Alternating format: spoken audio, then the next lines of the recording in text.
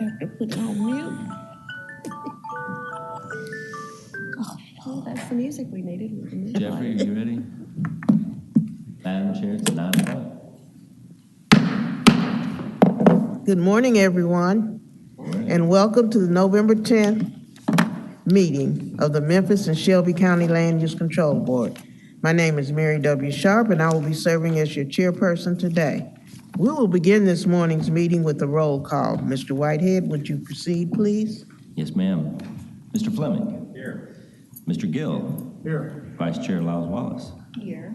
Ms. O'Connell. Here. Dr. Pritchard. Here. Mr. Thomas. Here. Mr. Tolles. Here. Ms. Wilbanks. Here. Mr. McKinnon. He's here. And Madam Chair, Here. we have a quorum. Thank you, Mr. Whitehead. I would like to remind you that copies of today's agenda are located at the back of the room if you need them. If you wish to be a speaker on any case that is on today's agenda, please fill out an attendant speaker's card. Once you have filled out the card, please bring it up front and hand it to one of our OPD staff members located in front of the chamber below the podium desk. When that agenda item is called, you will be given an opportunity to speak. At this time, I would like to read our conflict of interest statement. The adopted policy of the Land Use Control Board requires that any member of the board recuse himself or herself from any participation in the discussion or voting on any matter on the meeting's agenda in which he or she may have direct or indirect personal interest. The member shall vacate his or her seat during deliberation on any matter from which they have recused themselves. An abstention may substitute for recusal for the purposes of maintaining a quorum. I would now like to get approval of our minutes from last month's meeting. May I have a motion? So moved, Madam Chair.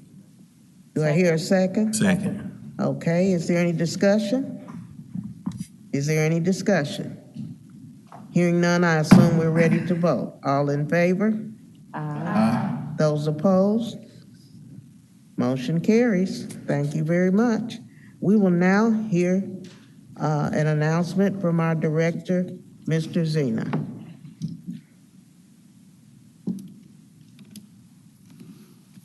morning, everyone. It's been a couple of months since I have given you an update.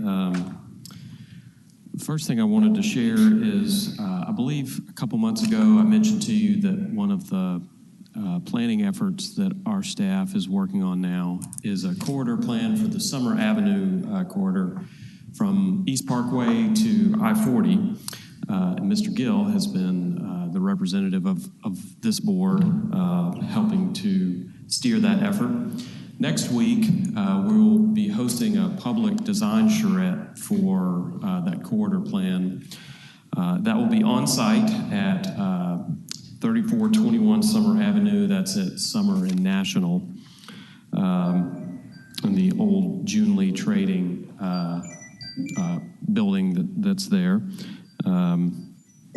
During that charrette, we'll look at a number of improvements along Summer Avenue, particularly around how to make the corridor safer for all users of the street, but also looking at a few key areas that are prime candidates for redevelopment in a corridor that I believe is starting to turn the tide for the better. So that will be Tuesday through Thursday next week. The charrette opens at 1:30 on Tuesday, the 16th, and on each of those days, Tuesday, Wednesday, and Thursday, there will be a public open house at 5 p.m. However, you're welcome to drop by anytime Tuesday afternoon and anytime throughout the day on Wednesday, as the sessions then will just be open to the public. So I encourage you, if you have a moment, to stop by that event. A couple other things I just wanted to share. When I give these reports, I'm I realize I primarily talk about the long-range planning efforts of the division. I also wanted to take a moment to talk about some of the other work that the Land Use and Development Services Department, Mr. Whitehead's department, has done over the last year, in addition to what you see each month. It's been now a year that we transitioned to a new online environment for all of our permitting. At our website, develop901.com, anyone is able to go on and fill out an application for any of the permits and applications that we offer through our division, whether it be approval for a zoning entitlement or whether it be a building permit or electrical permit. Today, 1 year later, we routinely see close to 85 to 90% of all of our applications coming in online as opposed to by paper, which was the case a year ago. For planning applications, routinely we see anywhere between 50 and 75% file electronically each month. But all of our applications ultimately make it into that online environment and have allowed us to be able to make several efficiencies throughout our process. There's also a few changes that have been made in our in-person environment. Unfortunately, many of you don't know that because we're not doing a lot in person as a community these days. And I'm guessing that most of you haven't been on the fourth floor anytime since we stopped doing the meetings in Conference Room A up there. But we've completely renovated our entire space on the fourth floor. And one part of that renovation was to create a new customer service center in what used to be the large conference room that we had there in 477. And that customer service center now has 5 staff members. And some of our staff members who work in land use development services rotate through, and that customer service center is intended to be a front-facing center for the public to have questions answered, get assistance on their applications, either in person or by phone directly at that center. I believe that's worked out very well, but what it also has done is allowed us to bring some other services here downtown that were previously out at Mullins Station. One of those was our signs and zoning enforcement department. We actually moved them not only physically but organizationally under the zoning administrator so that they're able to take direction on zoning enforcement matters from the experts in the zoning code. We also have physically moved our plan review department that was at Mullins Station here downtown. And so now we've left a residential plan review satellite at Mullins Station for residential permits, but today we have all commercial and residential permits reviewed and issued here at City Hall. And this has allowed for a lot more cooperation and collaboration between our zoning staff and our building plan review staff. Finally, I just want to note that within the Land Use and Development Services Department, there are a few enhanced services that have occurred over the last year, and I just want to make sure that I'm complimentary of our staff for all that they've done. First of all, about a year ago, the service of providing a zoning letter had a backlog of about a month, which was unacceptable. And thanks to staff within Mr. Whitehead's department, particularly Clark Diggs, Lucas Skinner, and Seth Thomas, they really got a hold of that process, and now we routinely are turning around zoning letter requests within 3 days, really at most 5 days. And they are responsible for making that significant change in our services. The other thing that they've taken on, and this is since July, with any building permit that is submitted, there must be a review of the zoning code to ensure compliance. And typically we were having our building plans examiners do that zoning review. Well, we've piloted a program where we're doing a zoning review step first that's being done by Mr. Whitehead's staff.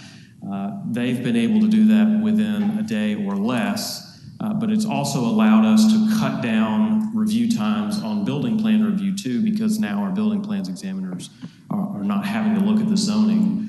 The experts are doing that. And so across the board, it has allowed us to provide quicker services on building plan review, especially during what has been a pretty busy year in terms of projects coming into our office for review.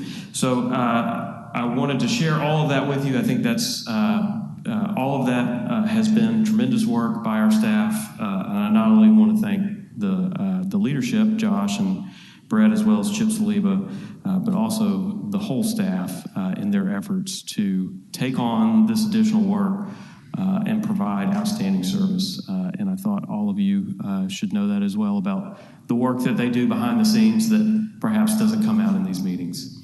I'm available if you have any questions, and thank you again for the time. Thank you, Director Zena. Any questions? Any questions? Okay. We're going to move on our agenda today. First of all, I would like to say happy belated birthday to Mr. Gill and Dr. Pritchard, which I forgot to announce last month, and to say happy birthday to Ms. O'Connell and Mr. Fleming for this month. Before we move on to Mr. Whitehead and getting a secretary's report and an explanation of today's procedures. Well, happy birthday and belated to the others. Shall we sing?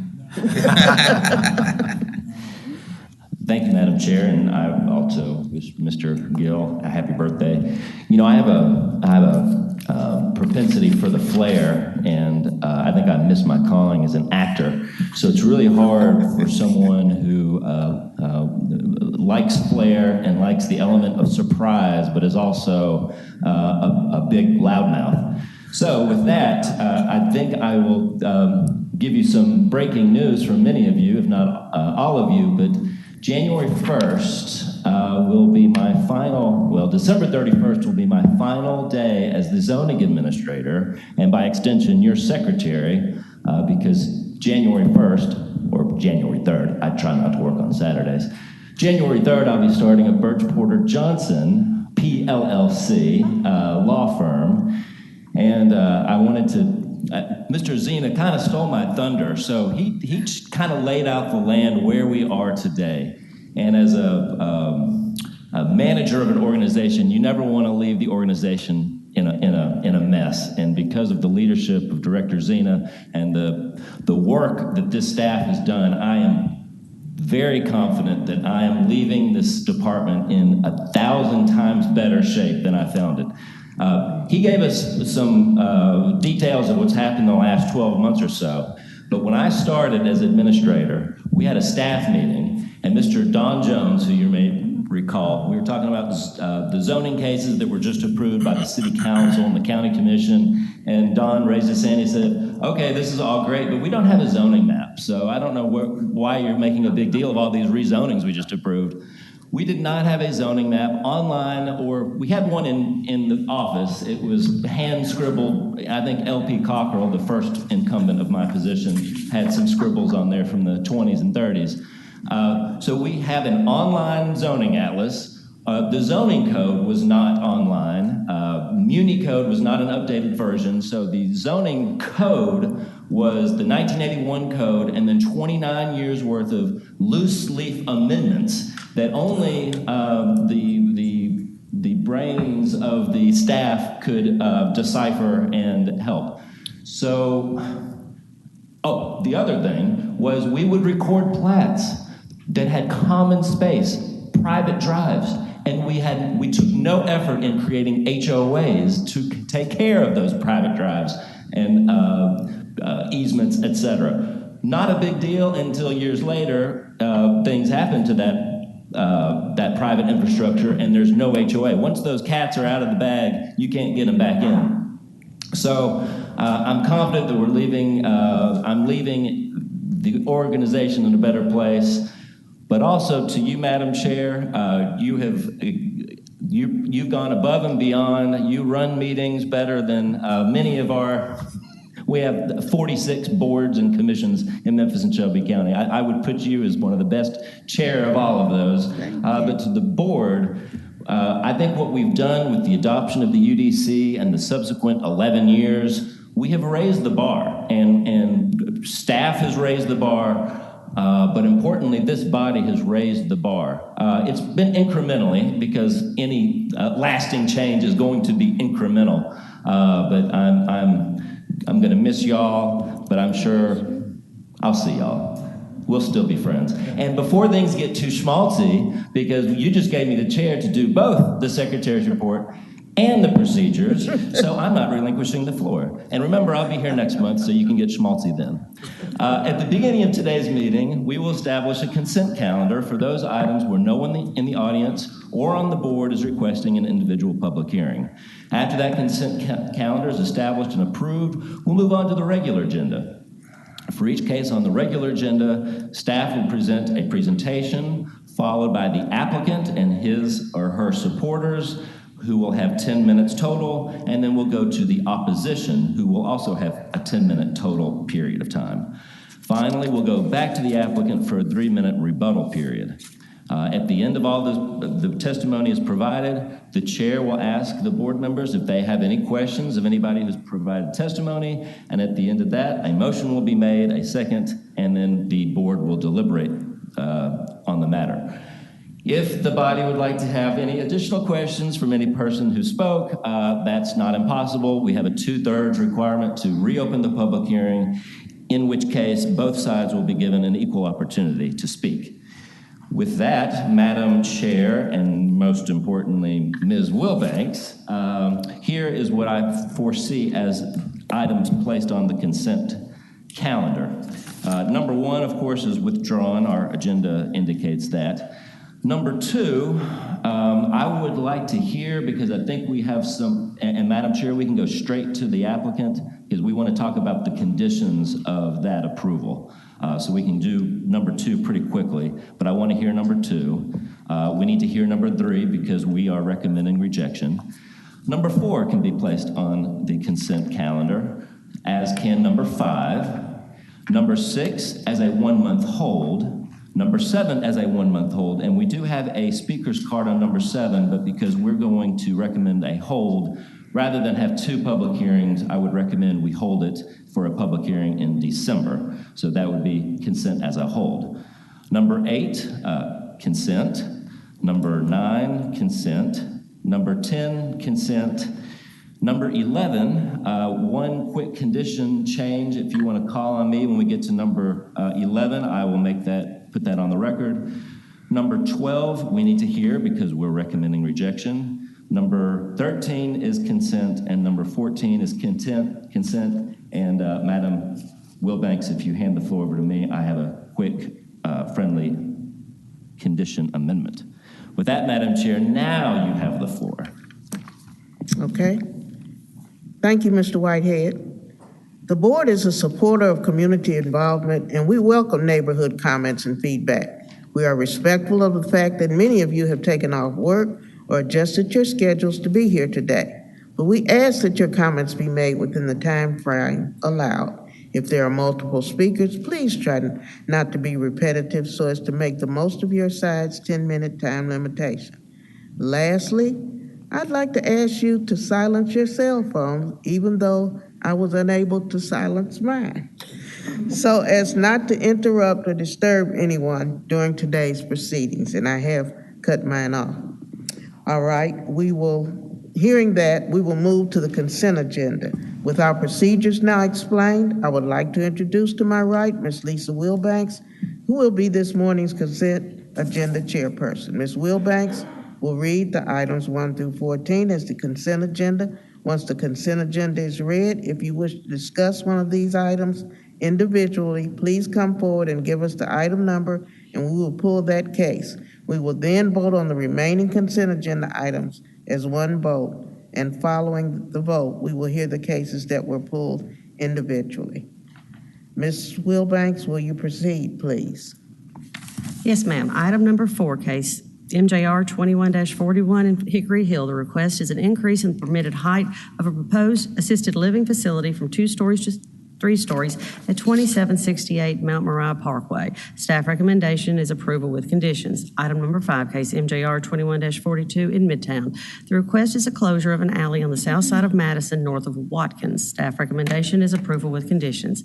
Item number 6, case MJR 21-44 on Mud Island. The request is a modification to reduce the rear setback at 65 Riverwalk Place. Staff recommendation is hold for 1 month. Item number 7, case MJR 21-45 in Southwind. The request is an apartment complex at 3581 Tournament Drive South and 2 adjacent parcels. Staff recommendation is hold for 1 month. Item number 8, case MJR 21-46 in East Memphis. The request is for modifications to approve conditions for a planned development at the northwest corner of Poplar Avenue and Reddick Street. Staff recommendation is approval with conditions. Item number 9, case S 21-45 in Annistel Snowden. The request is a modification to a subdivision plat to allow a reduced setback at the northeast corner of Sledge and Waldron. Staff recommendation is approval with conditions. Item number 10, case PD 21-37 in East Memphis. The request is a 2-lot residential development at the southeast corner of Poplar and Ridgefield. Staff recommendation is approval with conditions. Item number 11, case PD 21-38 in Cordova. The request is a car wash on the south side of US 64 east of Houston Levee. Mr. Whitehead will give us 1 friendly amendment.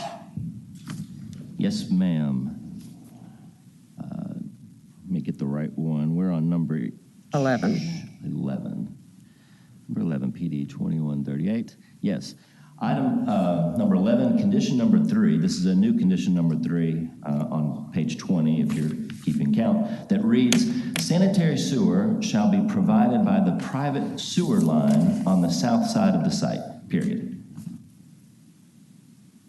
All right, well, staff recommendation will be approval with conditions as amended. Item number 13, case SUP 21-28 in Midtown. The request are 2 quadplexes at 1362 and 1368 Monroe. Staff recommendation is approval with conditions. And item number 14, case SUP 21-29 in Cordova. The request is a car wash at the northeast corner of Cordova Road and Autumn Creek. And Mr. Whitehead has some friendly amendments. Yes, ma'am. On this one, condition number 4, let's see what page we're on here. This is on page 21 of this staff report. Condition number 4 contains hours of operation. We would like to change that from 8 a.m. to 7 p.m., so a change from 6 p.m. to 7 p.m. All right, well, the staff recommendation will be approval with conditions as amended, and that is our consent agenda. Thank you, Ms. Wilbanks. Anyone now wishing to pull a case from the consent agenda, please come forward and give us the item number. Madam Chair, item number 8, please. Pardon? Item number 8. Okay, item number 8.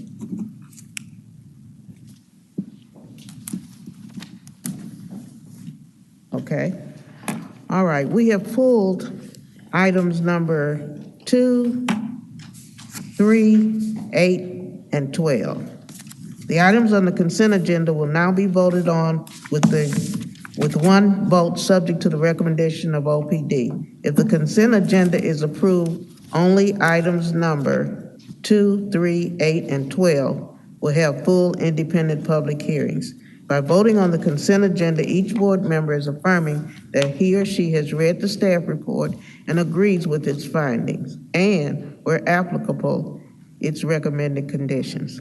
Can I get a motion, please? Yes, ma'am. Move to approve item number 4, case MJR 21-41. Item number 5, case MJR 21-42. Item number 6, case MJR 21-44. Item number 7, case MJR 21-45. Item number 9, case S 21-45, item number 10, case PD 21-37, item number 11, case PD 21-38 as amended, item number 12, case SUP 21-28, and item number 14, case SUP 21-29 as amended. Do I hear a second? Second. Okay. It has been moved, and we have a second. Is there any discussion? Please show that I'm recused from item 11 and 14. Okay, thank you. Mr. Gill, recused from item number 11 and 14. Okay, any other discussion? Any other discussion? Hearing none, I assume we're ready to vote. All in favor say aye. Aye. Those opposed, nay. Motion carries. Okay, we're ready, Dr. Pritchard, for our regular agenda. Agenda item number 2. Hold it down. Always helping her. Agenda item number 2, SAC 21-10 South Memphis, closure of alley on the west side of Mississippi Boulevard, north of Walker. Staff recommendation is approval with conditions. Thank you, Dr. Pritchard. Okay, we're going to hear from the applicant first of all. And would you introduce yourself, and then we'd like to hear from you. Good morning. Good morning. Josh, I was hoping to be on the consent agenda, but I understand. Well, I may change your mind, because if we can get some of these conditions modified or waived, it'll be well worth your time. Okay, very good. We need your name and address, sir. Name and address. Jeffrey Higgs, 1109 Mississippi Boulevard. Thank you. Okay. Are we going to hear from the staff now, or? Well, maybe I'll take the floor. Mr.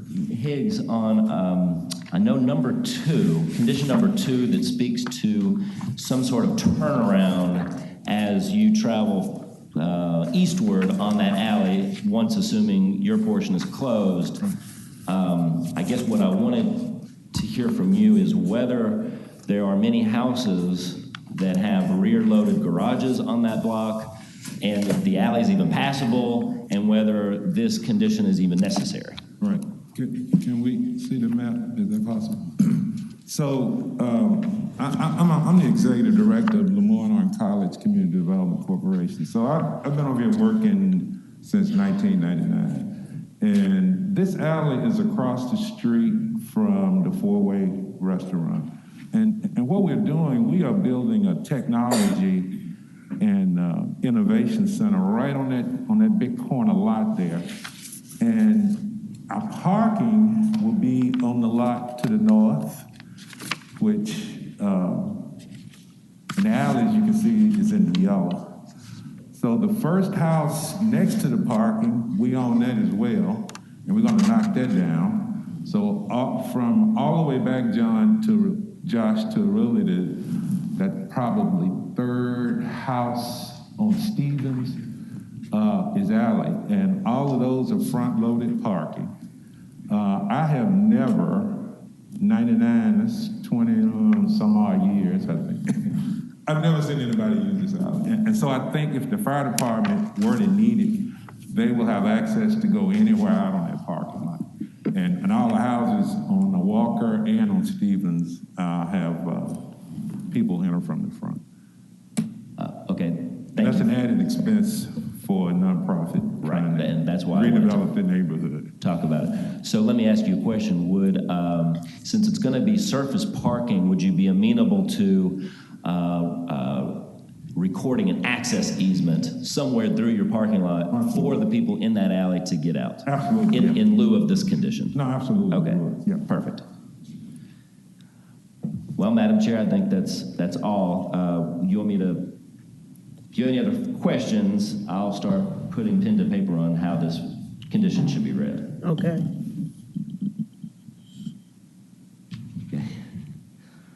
Are there any questions?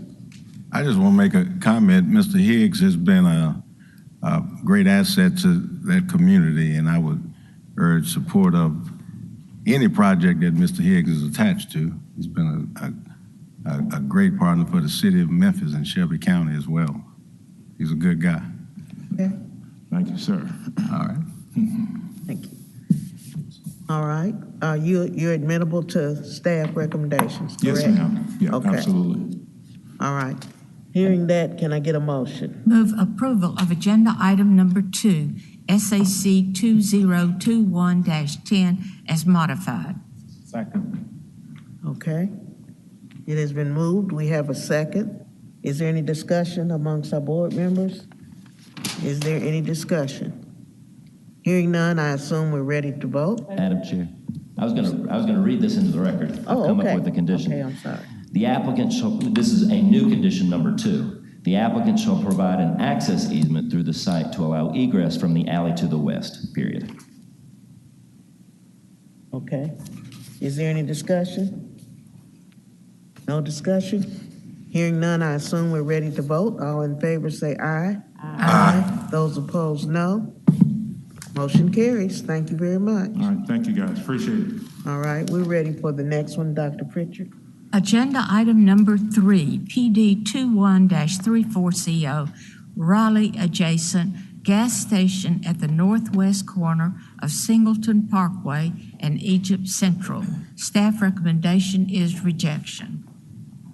Okay, is the applicant here? Yes, ma'am. Okay, can you give us your name and address, please? Yes, ma'am. David Bray with the Bray Firm, 2950 States Plaza North. Okay, thank you. We're ready to hear the case.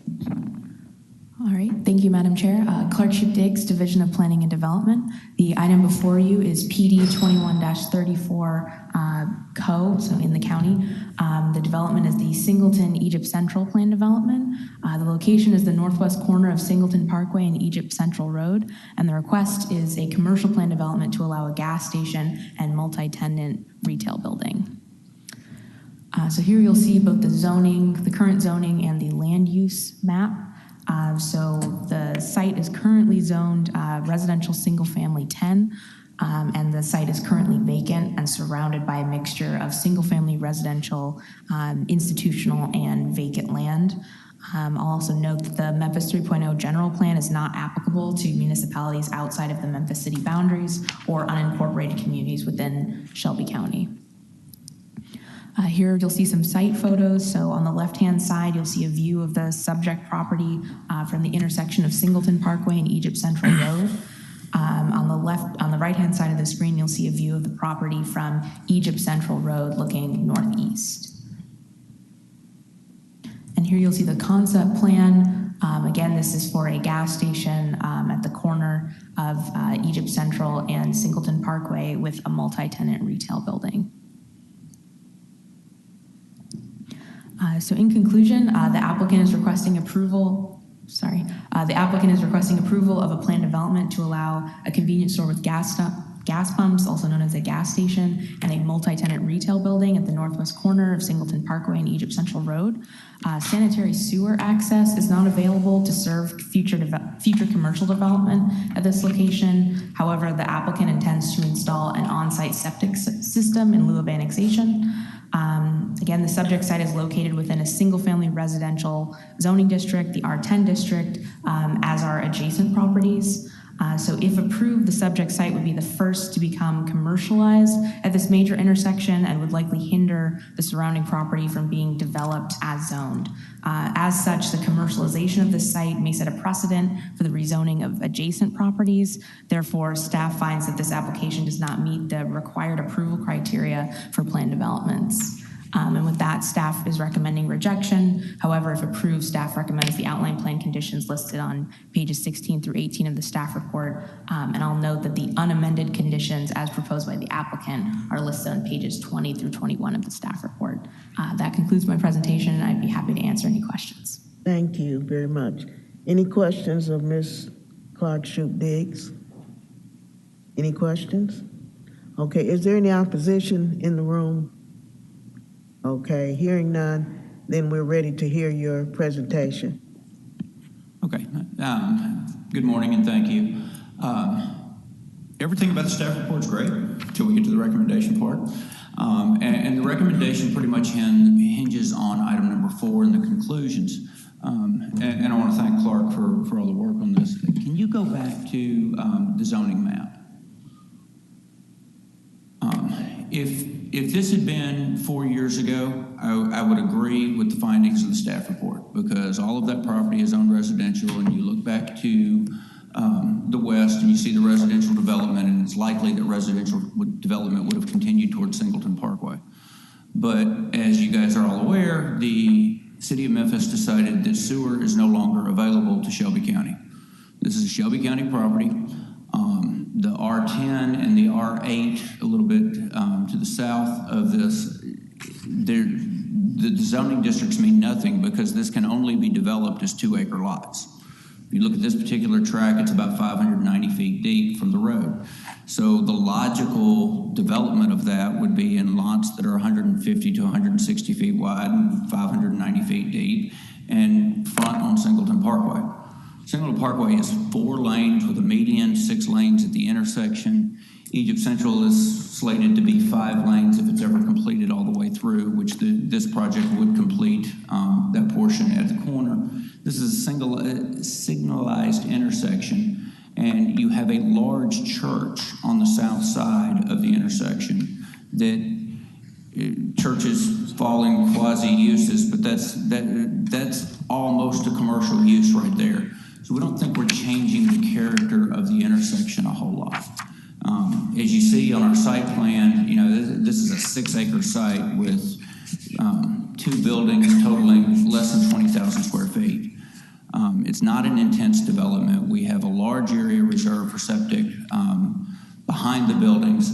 Plus, we have a 50-foot non-disturb, and if you go back to the aerial, there's trees all over the site. So that would be a heavily tree buffer screening these buildings that are located hard to the corner in what really is a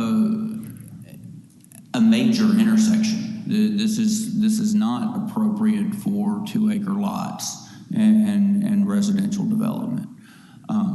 One other note that I would like to make is that several of the letters of opposition specifically refer to concern about a liquor store located in this location. That's never been the applicant's intention. The applicant's here with me today. And we're less than 500 feet from the church, so it's not even possible to get a liquor store. So I'm not sure where that got started. We tried to derail it at the neighborhood meeting, but apparently it has persisted. Be happy to answer any questions that you have. Have any questions? Anybody have any questions? Okay. Hearing none, I assume that we're almost ready to vote, but I'm going to close the public portion of our meeting. Dr. Pritchard. Move approval of agenda item number 3, PD 21-34CO. Second. Okay. We have a motion and it has been seconded. Is there any discussion? Is there any discussion? Hearing none, I assume we're ready to vote. All in favor say aye.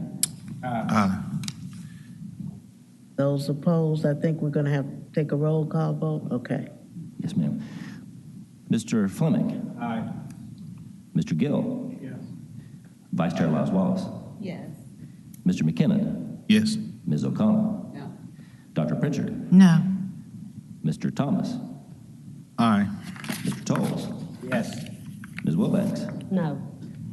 Madam Chair? No. 6 aye, 4 nay. Motion passes. Thank you. Dr. Pritchard, Thank you.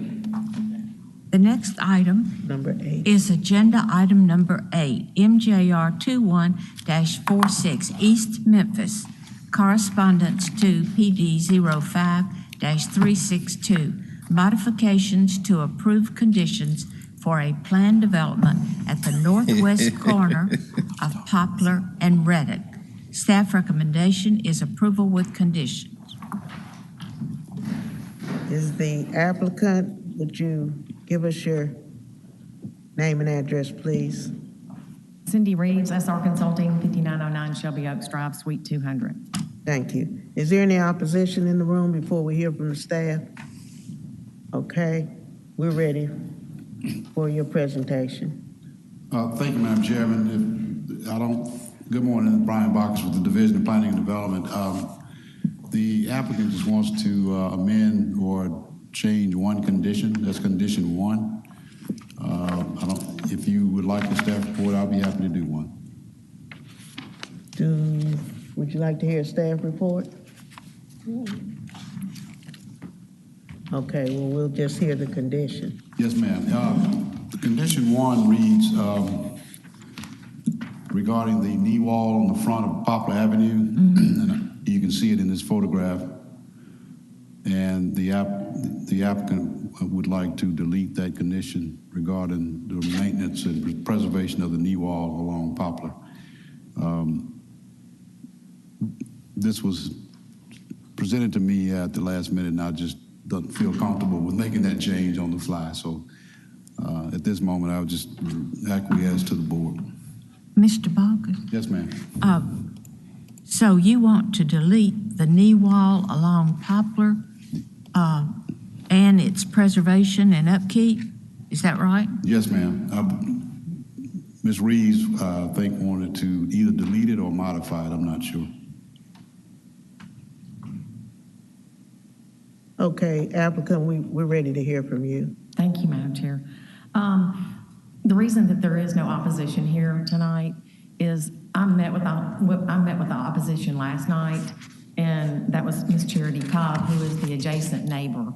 And her father, Andy Cobb, Charity, and I met for over 2 hours last night. We walked the site, and she said that if we could get the condition 1 deleted, because she's concerned that now that we have moved the building all the way up to Poplar, if you can show that site plan, the revised site plan. Sure. Now that we've moved the building so close to Poplar, she feels that the retaining wall needs to be lowered, that ground needs to be lowered back down, and that she felt that getting the driveways in was going to be an issue, and she just wanted we would try to preserve the knee wall and the landscaping, but the reason the knee wall is there is the previous home that was there had a railroad tie knee wall there because that house elevation was higher. And she's just concerned with the elevation being higher that it also raises the building up higher. So I just told her that, until we get into the grading and drainage, that we really don't know what we're going to be able to do there. But since we have moved the building up closer to Poplar Avenue, it does create more of an issue of having a 2 to 3 foot knee wall along the frontage of Poplar Avenue. So she wanted us to delete condition 1 and add an additional condition that the landscaping on the north line will be coordinated with the adjacent property owner and shall be a dense, deciduous landscape screen. Okay. And Josh, you may want to pretty that up if you want. But we had told her that we're definitely going to be working very closely with her. We answered a lot of questions. The design of the building was intentionally designed in order to protect her and her family. They have a pool in their backyard. Once she saw the design of the building, that really relieved her tremendously.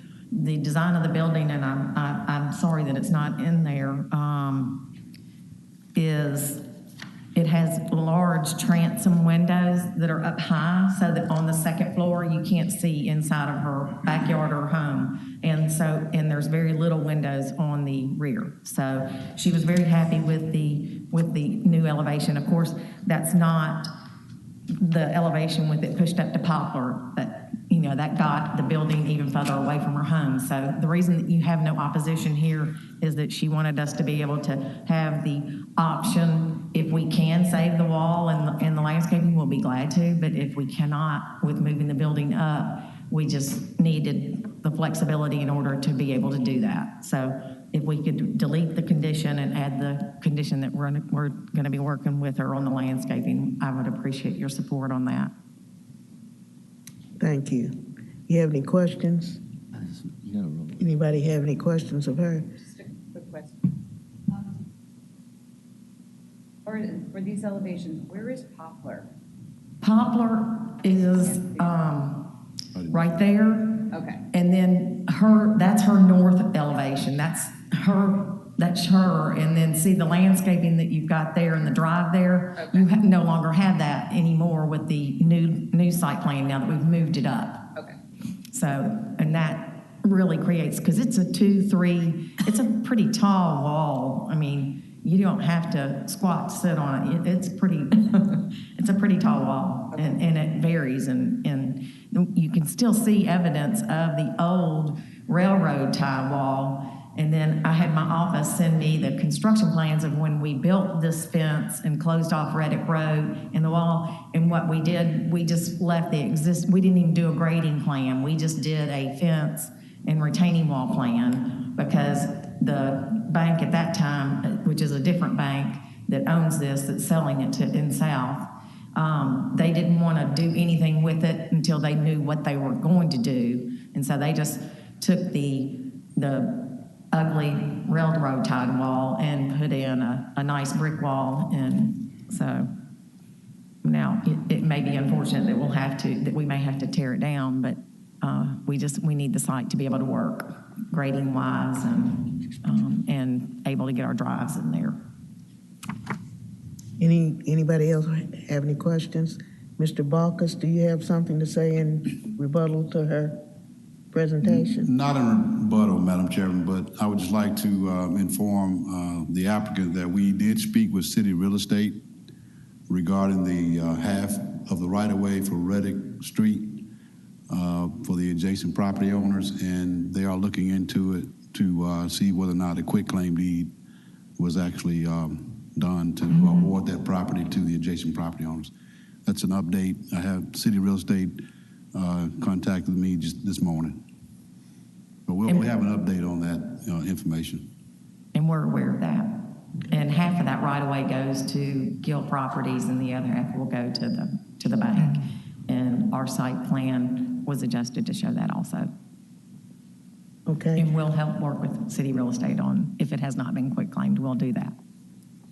Okay, Mr. Whitehead, what is our next step on this endeavor? Well, I've written down a condition number, so if the body is amenable, we're striking number 1, which moves the others up a notch. So then the new condition would be a new condition 6. I'm on page 12. What I wrote down was the landscaping along the north property line shall be designed in coordination with the property owner to the north, period. Evidence of this coordination shall be provided in writing prior to the recording of the plat, period.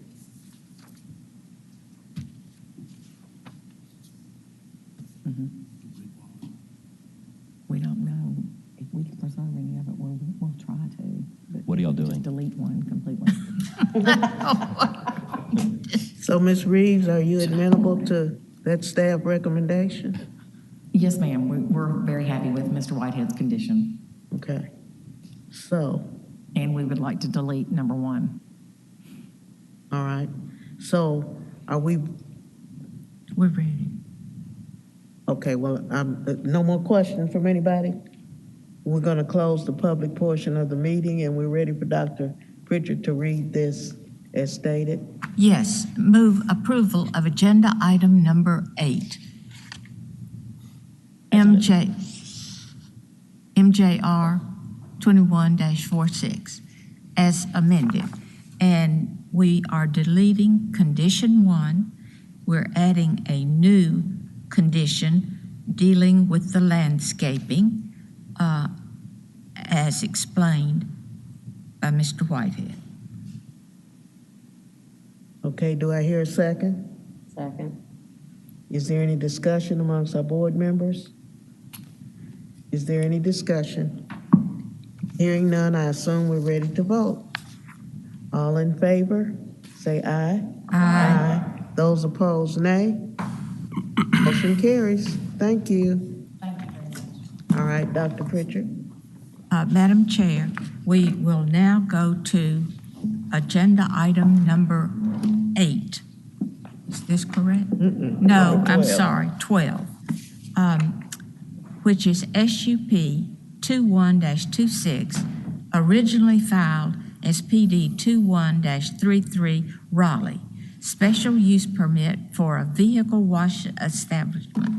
And number 2, strike a general plan restriction on detached signage as part of 4704 Yale Road. Staff recommendation is rejection. Is the applicant present? If so, would you come and give us your name and address? Cindy Reeves, SR Consulting, 5909 Shelby Oaks Drive, Suite 200. Thank you. Is there any opposition? Is there any opposition? Okay, seeing none, we're ready for our staff report. All right, thank you, Madam Chair. Brett Davis, Division of Planning and Development. Good morning, everybody. This is case SUP 21-26, a special use permit for a car wash in Raleigh. Just some background information. This site is part of the parcel addressed as 4704 Yale Road, owned by Miles Enterprises, and the applicant is Max Alley Investments, I believe out of Texas, represented by Ms. Reeves. The request is twofold. Number one, a special use permit for a vehicle wash establishment, which is what the UDC calls the use, or a car wash. That is permitted in this CMU2 zoning district only if located at a major intersection. This property is not at a corner, hence the need for a special use permit. This parcel is also in an anachronistic conditional zoning district that comes with some general plan conditions. So the applicant has also requested a modification to one of those three conditions that deals with signage. It restricts this site to one detached sign with a maximum area of 150 square feet. So they're requesting to just strike that condition, which would revert the regulation of signage on this property to just the underlying UDC standards.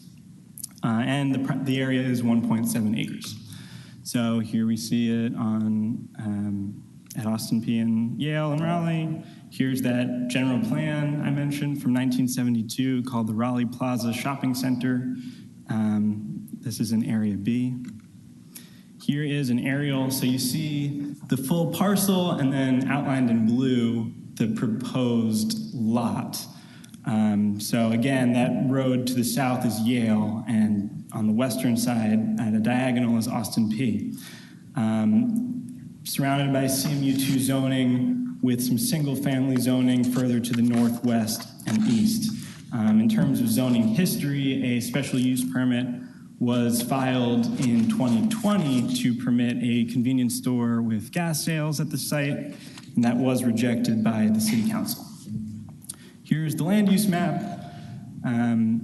So again, it reflects the zoning. There's commercial along Austin P, single-family residential beyond that, some offices to the north. That's a Social Security Administration building in pink to the north.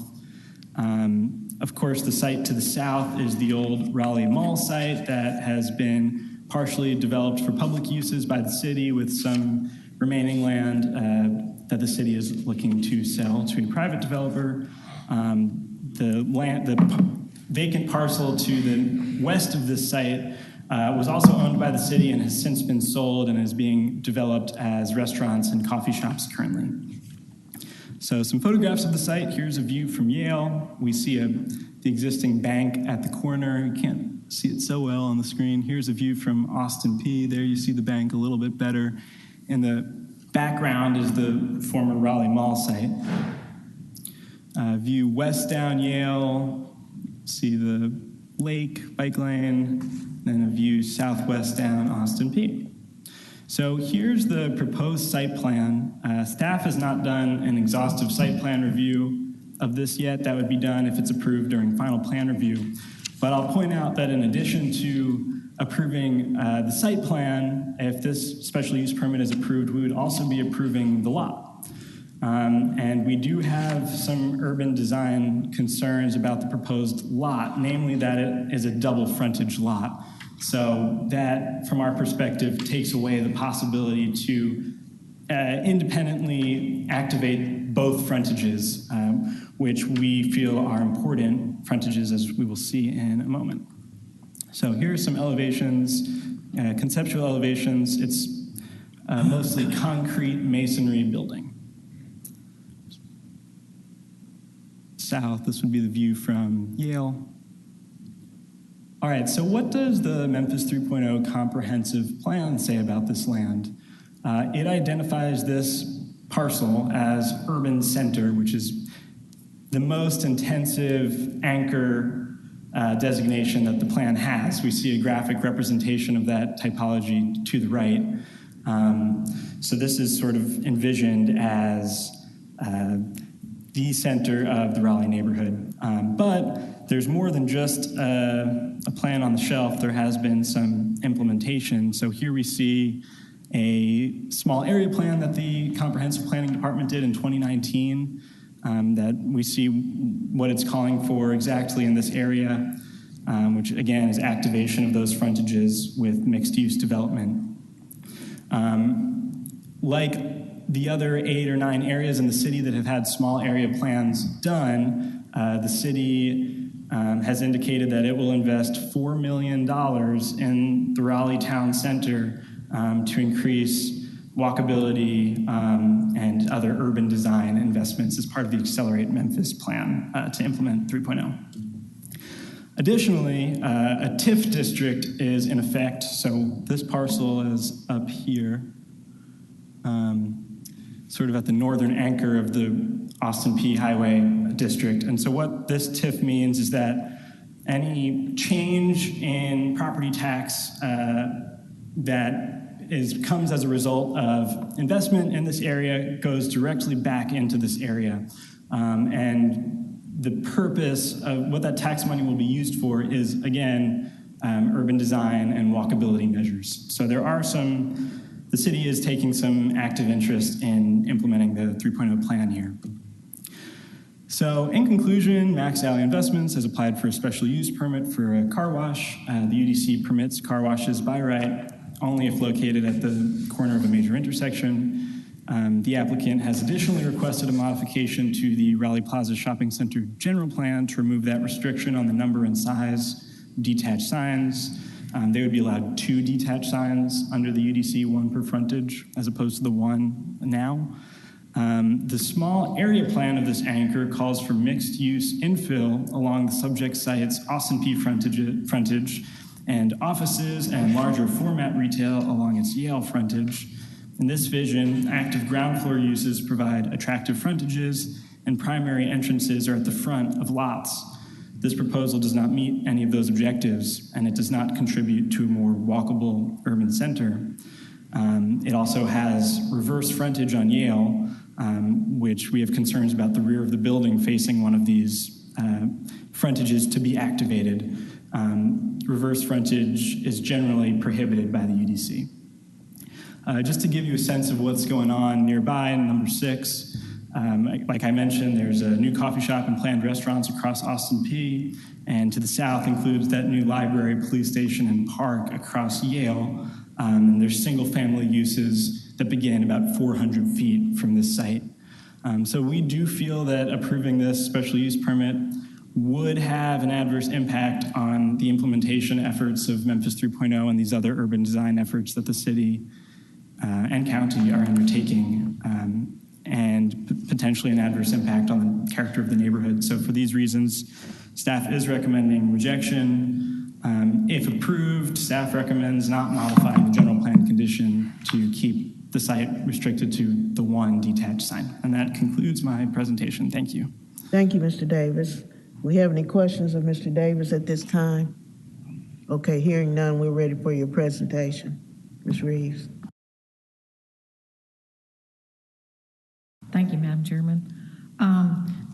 This is 1.7 acres of a 6+ acre site. And Glide Express is buying the entire site and making an investment, a $6 million investment just in their 1.7 acre piece of this property. And they will be able to control what other businesses go around them. Large format buildings are not really what is being built today, especially with COVID, or what is able to survive.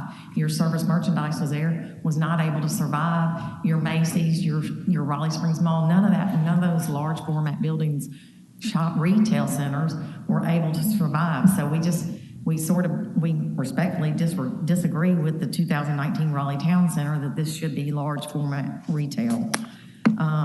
We've met with Councilwoman Rhonda Logan, and she expressed support for this, and she was very excited about the commitment, the concept, the just the vision that Glide Express has with,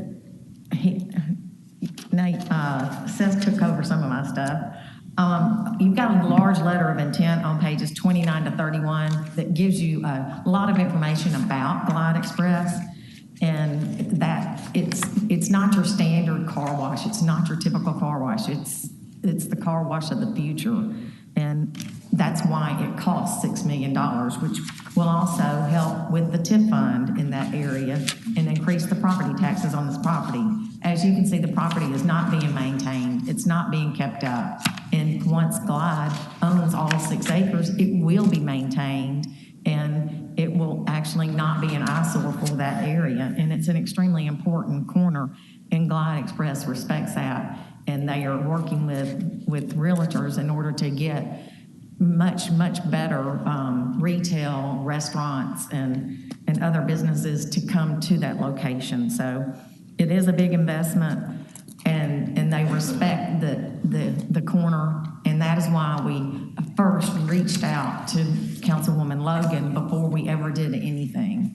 And without her support, we would not be here today and filing this application. So the signage, we just want to be treated just like the CMU2 signage for the entire site.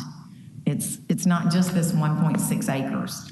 It's for all 6 acres. So you're going to have different restaurants and different businesses, and we just need them not to be on an integrated center sign, because that's not, it's not an integrated center. So I'm here if you have any questions. And I also have Clint Harrington here that owns Glide Express. It's a family-owned business, and they have a location here on Germantown Road that is open now. Very, very attractive building. It's across from Panera Bread. I know Brown Gill is very familiar with it since it's in your neighborhood.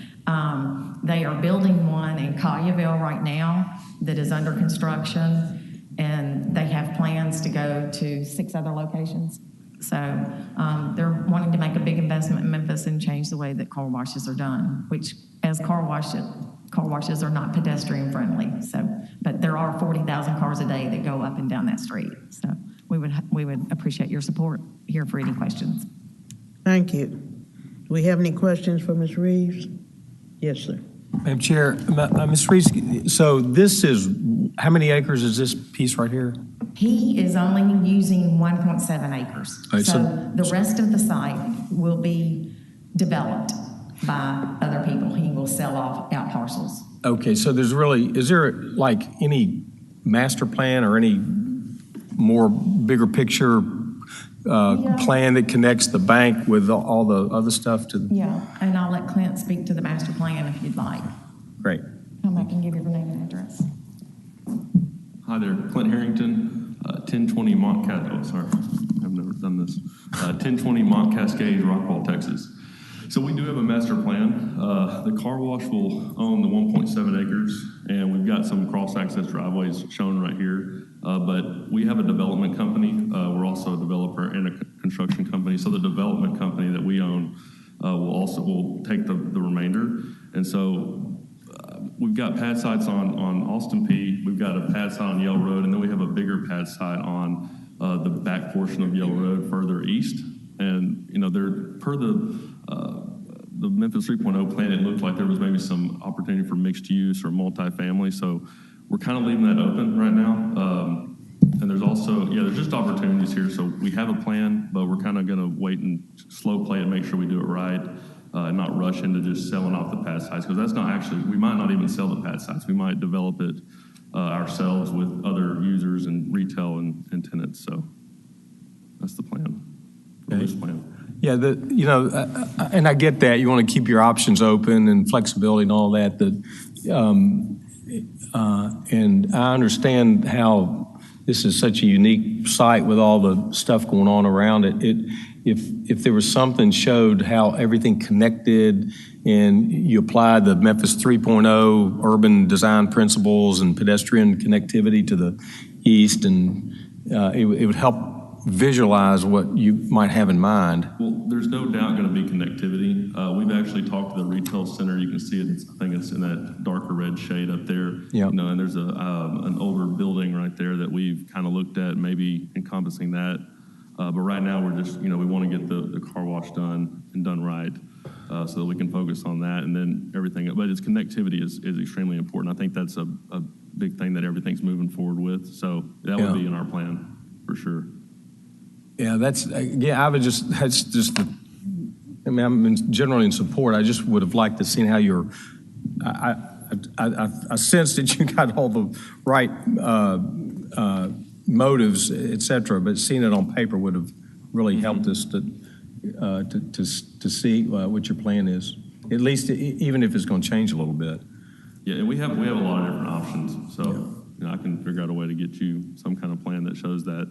And that's something that obviously we're going to have to talk with the city council. I'm sure that will be something that they would want to know too. So can you go back to the previous plan, please?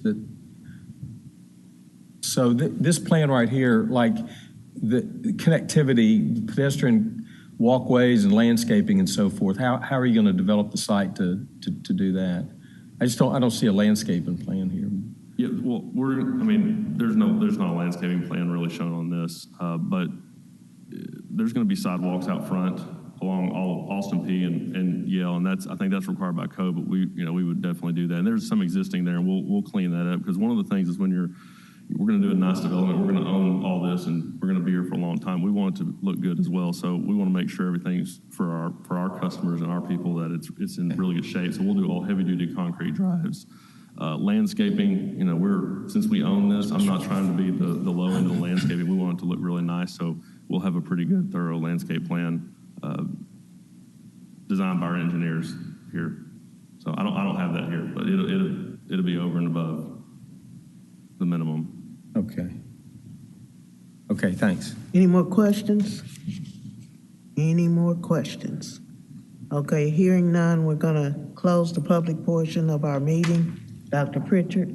Yes, agenda item number 12, case number SUP 21-26. Second. Okay, we have a motion that has a second. Is there any discussion? Hearing none, I assume we're ready to vote. All in favor say aye. Opposed? No? No. So I think we need a roll call. Ms. Wilbanks? Yes. Mr. Thomas? No. Mr. Thomas? No. Dr. Pritchard? No. Ms. O'Connell? No. Mr. McKinnon? Yes. Vice Chair Lyles Wallace? No. Mr. Gill? Yes. Mr. Fleming? Yes. Madam Chair? No. I have 4 yeas, 6 nays. Okay, motion fails. Sorry. And that's the end of the agenda. Okay, and that is the end of our agenda. Unless we have any other announcements, we're gonna adjourn this meeting. Okay, no announcements? Okay, okay, everybody have a wonderful Thanksgiving. We already know Mr. Fleming and Miss O'Connell will be celebrating highly their birthday, day before, day after, what have you. But anyway, with that, we're gonna adjourn the